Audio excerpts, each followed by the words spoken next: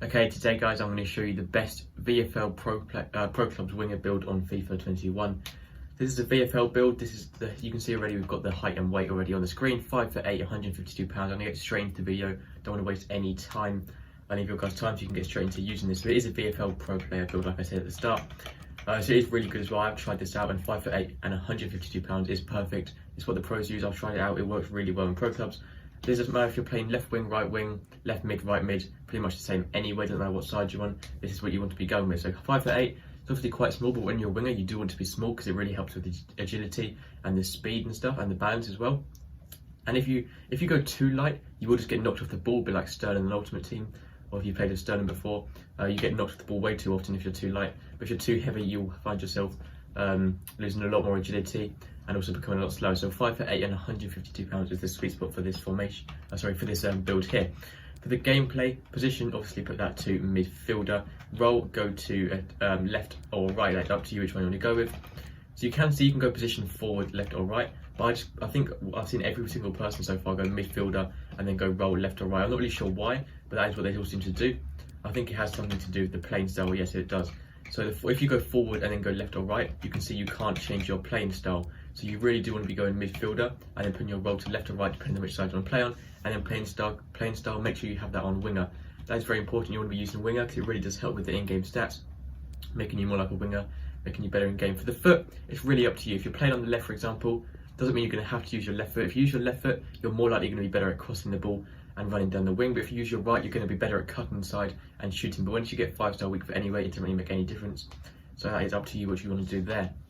I'm now going to go to the skill tree stuff and show you what you want to be upgrading first and stuff like that. So it's the player growth, and then we go across to the skill tree. So I've gone with left wing, for example, which doesn't really make a difference. Whatever position you're using, you still want to be doing the same. So physical, defending, dribbling, passing, shooting, and pace, the normal stats. Goalkeeping, obviously ignore that.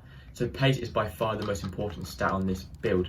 Obviously pace is just the most important stat anyway, whatever position you are on FIFA. It's so important. So that is when you want to be upgrading first. The acceleration and the sprint speed, so you can get past their fullbacks, and fullbacks are also quite fast. So if they do have fast fullbacks, you're not very likely to get past them if you're not going to be fast.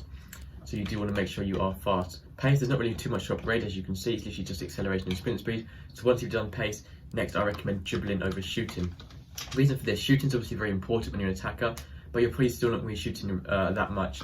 More of your goals are going to be tap-ins and crosses and getting crosses and stuff like that. So dribbling, I do recommend getting up. Agility and balance are the main ones here, as well as the actual dribbling stat itself. But that is already much higher by default. I can take this off here.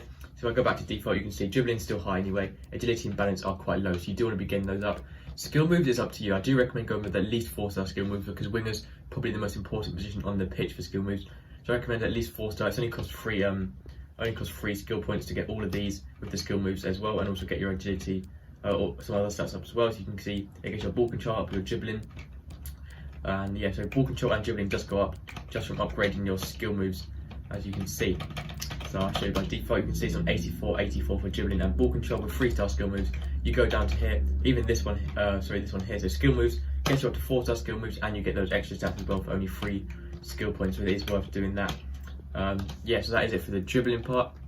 So mainly focus on agility and balance, and then dribbling and skill moves as well once you can. Attacking positioning is important, but it's not too much of a necessity. I wouldn't focus on it just yet. Passing and shooting are probably the next most important stats, then with physical, and then defending last.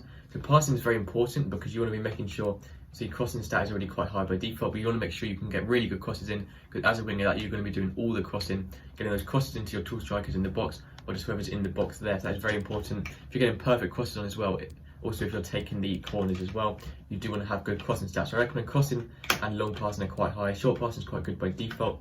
Make sure you get curve up as well. Depends if you're taking free kicks as well, but I do recommend getting curve up. And also vision can be quite important as well, but probably not as important as crossing or long passing. So on to physical and defending now. So that's all the stats done apart from these two. With defending, I recommend not really bothering about this till last, but I would just recommend standing tackle and slide tackle, probably the most important, but mainly interceptions is the most important on this one, because you're not going to do much tackles. You're barely going to be at the back defending, actually using slide tackles and standing tackles. Maybe every now and then you might need to take the ball with someone, but interceptions can be quite important when they're passing it around the back. You're obviously going to be up there, so you do want to try and intercept the ball.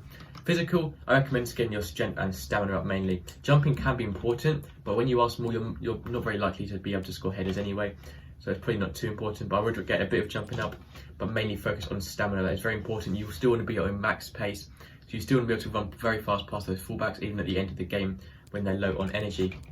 If you look down here, this bottom one here called second wind costs 3 tokens, but you do want to try and get this. It increases your energy at the end of the match, and it's very, very useful to score sort of late goals when you still have energy. Stamina, and you can see here strength is very, very low by default, so I do recommend maybe getting a bit of that up. It's not too important, but just so you don't get shoved off the ball too easily.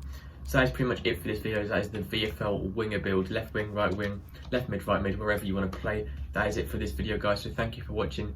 Make sure to subscribe, and I'll see you next time. Goodbye.